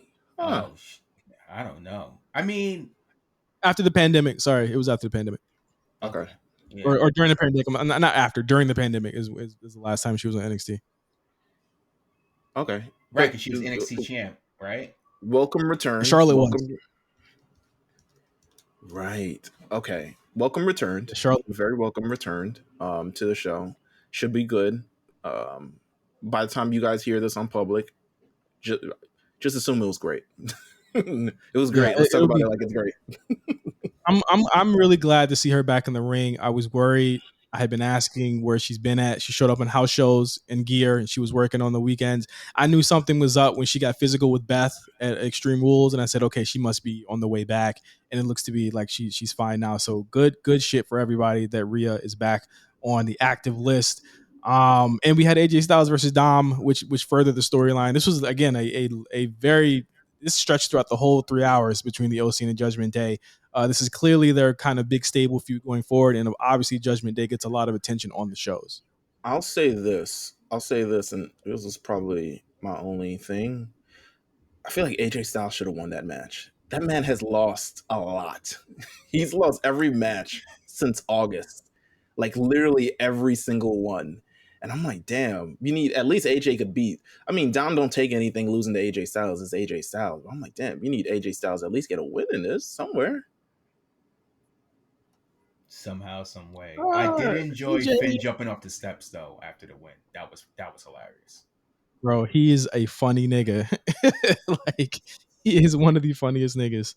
I think AJ is one of those guys that I mean, a loss doesn't really hurt him.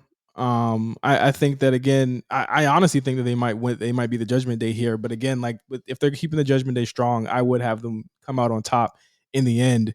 But I thought Dom needed that win. I thought it was good to show that like Dom is a sneaky kind of bastard and that gets these kind of cheap wins. And I like what they do with him. Like he is one of the most hated people on the show, and I think that's where he should be.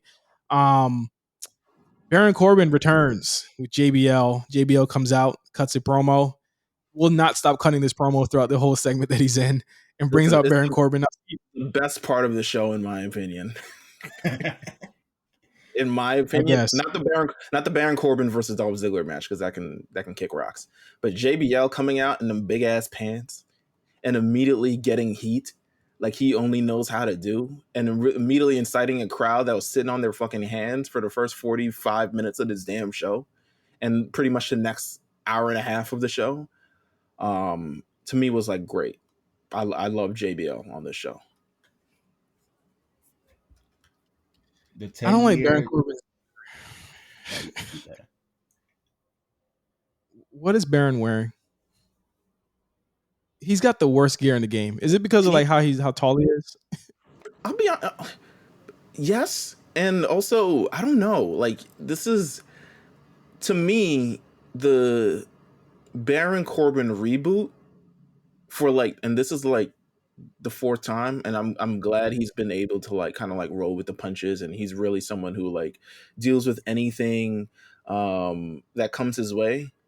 But we really gonna act like Baron Corbin's this like prodigal son, like 8 years into his fucking career after, like, winning King of the Ring and having Money in the Bank and all this other stuff like that, and we really acting like no, he's the future of this business when it's like he was supposed to be the future years ago. Like he's just this guy now. Like he's just this annoying guy now. This man can get a tag team partner or something. Like just try something completely different. I feel like the Baron Corbin story, I don't think like we need him to become have another major run like this again. Let him try out tag, let him turn on his tag team partner again or something, and He's see how reminding that me of Kane right now, and where Kane was Yes. slotted. Oh my God, yes. Where you're gonna keep getting this guy regardless of whether you like him or not. My thing is this, and I know I keep saying this about a bunch of people. I said it about Bray. I said it about a bunch of different people. Omos, I've said it about him too. Why is he a heel again?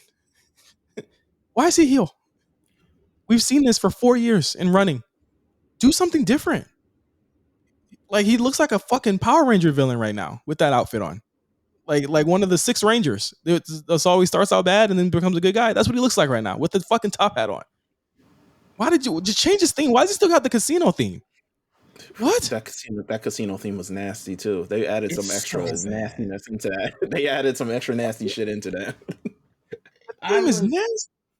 I was here for it when JBL like obviously you knew JBL was showing up and he was like, all right, I guess Corbin's coming back. But like he introduces him and then there's no new music and I was like, so what were you gone for? And I don't think Baron Corbin has any trouble getting heat on his own. But it also felt like JBL just got majority of it just by returning and shitting on Oklahoma City because he's from Texas. So it felt like it was just you're running into a problem where JBL is going to get more over than you. OD gonna get way more over because he is very good at what he does. Very, very good. And if it's just getting heat, there's not a city in America that he won't say full of fat, stubby rednecks or city slickers or whatever the hell he says. That he won't do. I'm so confused. Literally just put Baron Corbin in a tag team. If you need another person on the show, just put another person on the show and put them in a tag team. It's not hard. Absolutely. Yeah. Again, Team him up with fucking Von Wagner. Have him take Von Wagner on the ring. Oh God. You not only re-debut him, but you put him in a 15-minute match with Dolph Ziggler right after. I was like, oh, you want me to tune out? Like, you really wanted me to tune out here. I stayed for JBL's commentary, but I was pretty much doing a kit this whole match, and then I looked up when it was over. Bayley versus Bianca set for next week's Raw. They had a tag match. She had a tag match with Candice LeRae versus the tag team champions Dakota Kai and Io Shirai. Looks like we're gonna get I don't remember if they said this was for the title. I think this is just a regular ass match. I don't think I think they said it's regular. The last image I saw of it was non-titled. So I think it's a regular ass match. Which realistically, you could have Bayley pick up a pinfall victory and say, all I gotta do is do it one more time and I could beat you. I knew she was gonna go for weeks ago. I knew they were gonna say They were going to pull the "you didn't pin me" deal with the ladder match because that's usually what they always do after a heel loses a ladder match. I think this is a perfect time to have Bianca take another pinfall. I'm not a fan of her of doing that to her, but I'm also not a fan of Bayley losing again. So I would say DQ here. I would just do a DQ here next week if they're going to do that. I probably would go the same route, to be honest with you. I think there was a large contingent of people kind of like upset regarding not only one women's match on the show. I think I was looking at the roster. I guess a lot of people are injured. A lot of important people are injured, and the other people are just doing skits on Twitter. But it's I like this, and I like them doing Bayley versus Bianca Belair for a non-title match. I hope they go the distance in the match. I think we need to make Bayley look like an immediate threat again, and this is the way how to do it. I would like Damage Control, the other two, to strictly stick to the tag team championship scene, just so it adds another fresh match on Raw or something. What do you think, Douglas? It seems like shenanigans are on the way next week. I think I wonder how long they're gonna run this. Is like if Asuka and Alexis are like completely removed from this. So like, are we doing like a whole like Bianca don't got no friends Alexa thing? Alexa has a legit hand injury right now, I believe. Oh, Just adding to more of the injuries on there, I believe. Dewdrop is injured. I want to say I thought Nikki was. I heard that Nikki was as well. I think a lot of their a lot of their Nikki wrestles. She wrestles on house oh, she shows.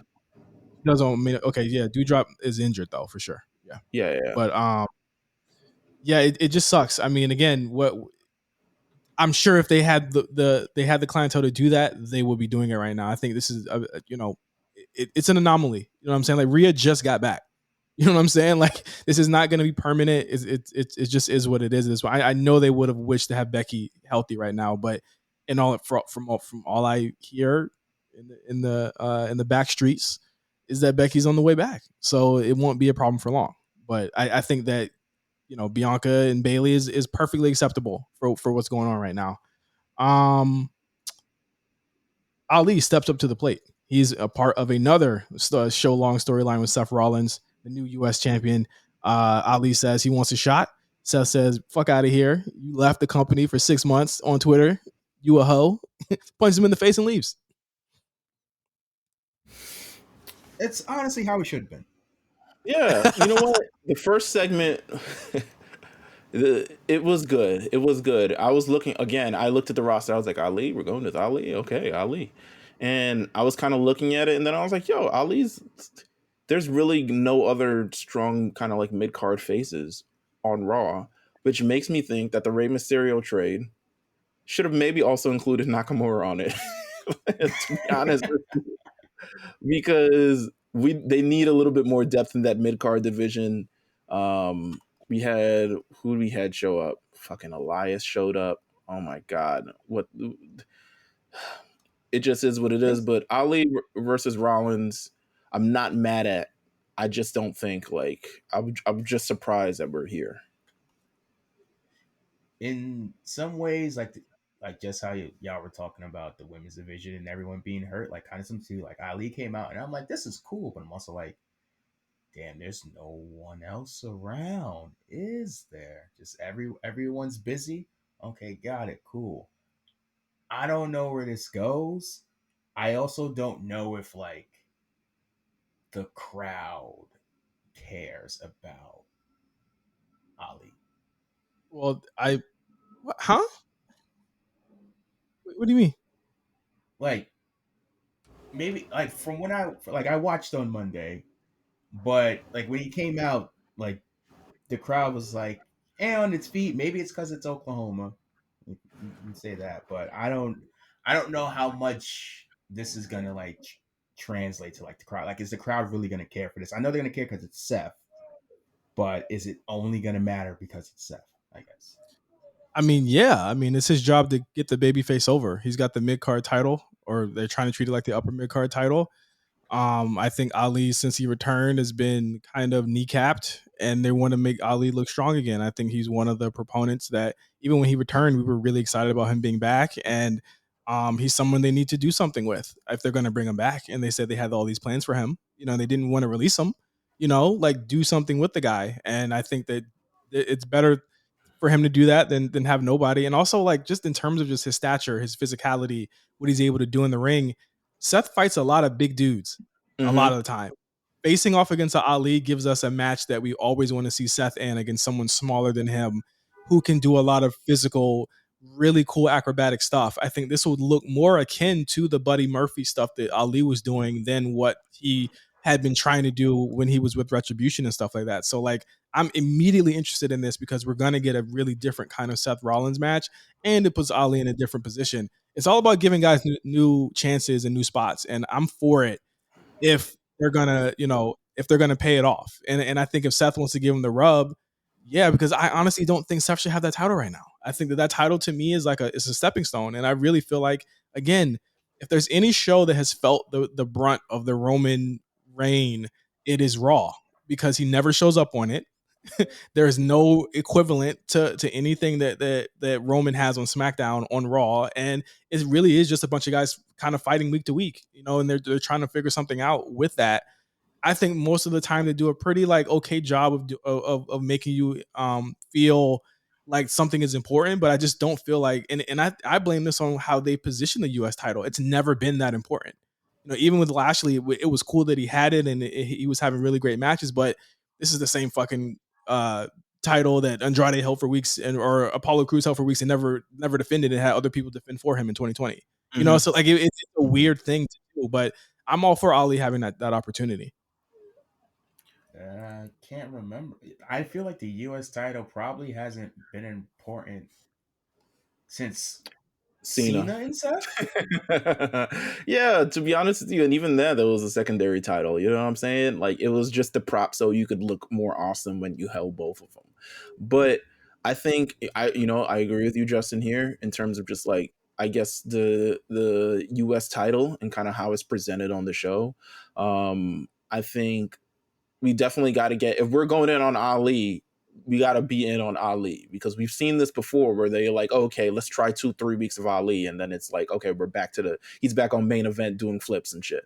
So I think the we have to buy in on these kind of things if we are indeed making these new stars. And it just looks bad if it's in one situation that we're bringing him, we're giving him this opportunity, and then like after, if he does lose to Seth, he's back on main event. Then it seems like it was just kind of like not necessarily all for naught, but like not what I guess what was the intention, or what everyone came in with the intention with. But seems like Seth got a damn lot of enemies considering the end of Raw this week. I was like, damn, what the hell happened here? And that's a good thing. I think that even if I'm not the biggest fan of Elias, I'm glad he's definitely, from what I understand, looks like he's not a heel yet. I was think so he will confused probably why he stuck around. It was and again, like when you don't have that big title, they have to come up with things and programs for people to be in. It looks like it's going to be Riddle Elias at this point, if not Riddle Elias Ali versus Seth. Like there's a story there where you could go, where you have Seth kind of being this world beating US champion while Bobby is dealing with Lashley, and you have Riddle and Seth again. I would be okay if these two kind of took a break for a while. I think they have really good matches. I just think that we've seen so much of it in the last month that we could go without it for a while. So if it is Seth and Ali again, they're going into Crown Jewel, Seth and Ali, I think that's a big match for that show. And you have Riddle and Elias being your TV feud. I'm okay with that. And I think that the one thing I didn't like was the actual ending of that match. I was like, again, you make Riddle look kind of stupid. You know what I mean? Like, you make Riddle lose off of stupidity. It He is a face. made Elias look incredibly dumb. Sorry. What an idiot. I saw it happen. I'm like, you dumbass. Well, not only that, but it's like he was able to hit Seth. Everyone knew he hit Seth. Even Riddle kind of reacted that he hit Seth early in the match with the knee, and he didn't get disqualified. So it was like, it was really weird. It was a rare like kind of miss in terms of just their matches. I was like, you could have just ended the match early and just kind of did something else, or just did a makeshift thing here. But If that was the case, I felt like that shouldn't have been the main event. It should have been something else. I feel like Yeah. the Yeah. go. Yeah, I Um, agree because the way they handled it in terms of first of all, Elias just kind of sticking around to me was like, what the fuck is he doing here? Like he's just chilling, hits the knee on Seth on outside of the ring. Then suddenly, as Riddle is in control of the match, he jumps in the ring. Seth pushes him into, Elias. Elias throws up the knee for whatever reason because Seth wasn't even in his line of like sight. It was Riddle. So he puts the knee up, gets disqualified, then tries to slide in the ring after and also gets a curb stomp. So it's like, to me, I was like, what the fuck just happened here? I was so confused. it was convoluted. It was really convoluted, and Yeah. but I mean, I guess it gets you because again, Ali comes out, which is a direction I like, and then Riddle is like, again, you're in a. I feel like with Riddle, they're waiting to see what's going on with Randy, and that's why they don't want to commit one way or the other with him, because the Randy Riddle thing is what people kind of want to see, I, and if Randy's ready, you can slide that right in there. You can just fuck off anything else Riddle's doing and just move that into Mania or Rumble or whatever you want to do, and then Riddle can go from there. But I just feel like they don't know where they want to go with Riddle if Randy's not around right now. would you mind if Randy Orton returned and not be involved with Riddle? You kind of have to have him come back and at least show Riddle that love for keeping his name alive. Yeah, I guess. Okay. He's still doing his moves. Like you have to, even if he comes out to save Riddle and then turns on him. You know what I mean? Like you have to connect the dots there somehow. Every feud he's in, they keep talking about he's using another man's moves. Every big match he has, he hit the RKO in the damn fight pit. You know what I mean? Like there's a lot of meat on that bone, and for Orton to come back, even if it's a one off, which I don't think it'll be, knowing how Roman or how Randy does his feuds, usually 3 matches, you still got to do that. You know what I mean? So I really feel like they're waiting on something with Riddle, and that's why they keep putting him in these kind of like holding pattern feuds. But you got to do something soon, because if he keeps losing, he's gonna lose that fan support. Like the fans love him, but you're gonna lose that support if he keeps losing like this. He's I not an feel like AJ. it's a similar thing with the Drew McIntyre thing on SmackDown. Like I constantly feel like there should be bigger plans for him, but then there isn't, and then he's just kind of like in these other few. I don't know. It's just very, very weird. Um, what else would happen on Raw? One more thing. We're out. Miz has a secret, which Yo. I said last week, I literally said last week on the show, y'all need to do something with this different, because I'm tired of the same thing over and over again. And they said, bet Miz got a secret. And I'm very interested and intrigued to see what this secret is. I'm wondering where Theory is again, because my prevailing theory right now is that they don't know what the fuck to do with Theory, because they feel as though probably he should probably not have that briefcase anymore. But that's so weird because I feel like they were moving in a great direction with him. And I also feel like he was rising to the occasion in said direction. Like it wasn't immediate, but I think over time he was rising to the occasion with it. He was having these long matches with all these people. He was getting definite heat. He wasn't using the phone as much. He wasn't being as annoying as much. Like he was actually moving in a great direction. And then everything just kind of dropped off. Um, I mean, and same thing. then You could say the same thing with KO, who's going to be on NXT tonight as well. It's like, where are we? There's so many guys. I definitely said that about KO a couple of weeks ago. I'm like, all right, so where are we going with KO? Like ultimately, where are we going? And there's I feel like there's direction for a couple things on these shows, and then other things are just like we need to fill 3 hours. It feels Um, like it kind of. Oh, keep going. no, go ahead.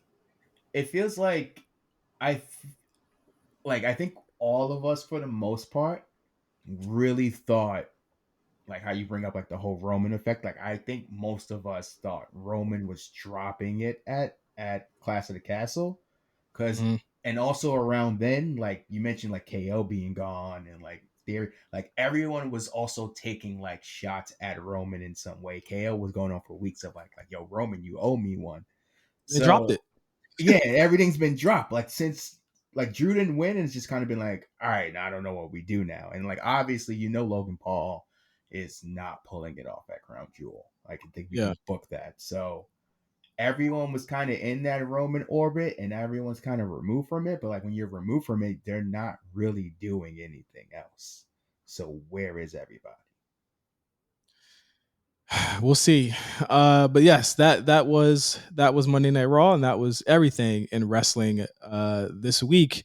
I want to thank Duggar for joining the show. This was a long one, so thanks for sticking with us. Thank you for having me. This was amazing, and maybe in the future I'll do this again. Maybe I'll pull a Brock, and maybe I'll win another Rumble. You never know. Oh But wow! this was amazing. Is that This was amazing Douglas's music? Me and Bad Bunny doing it again, Jesus. And Mills, once again, thank you, sir. You guys can tune into the latest episode of Draft Diaries featuring myself, J5, and A+. It's actually a really, really, really, really good episode. Like, in terms of talking about the climate of things in 2002, I think we hit a lot of strong points with WWE turning WWF. I'm sorry, the other way around. Eric Bischoff coming to Raw, Stone Cold Steve Austin walking out, and the end of the NWO, which all happened within a matter of weeks from each other. So it's a really good episode. I suggest you check it out. Also, if you're a fan of East Bay Magazine, you might want to check this out as well. Kids, if you don't know what East Bay Magazine is, sorry. Maybe it may be too old for you, but definitely check out the latest Draft Diaries. Only available on Patreon, patreon.com/thehornc. Absolutely. And just a reminder, War Report will not be on this week. They'll be back next week. And I'll be off the show next week. So I'll see you guys in 2 weeks on the A Show. For Meals and Duggar, I'm J5. See you guys later. Peace.